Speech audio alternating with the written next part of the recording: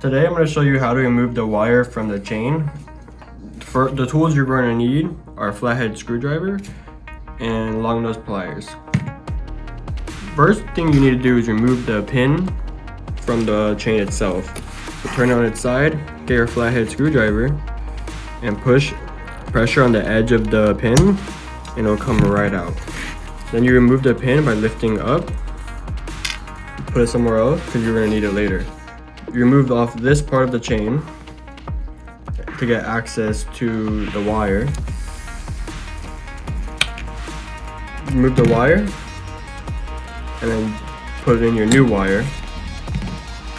Put back the piece of the chain, and then you grab the pin, you put the pin back on, grab your long nose pliers,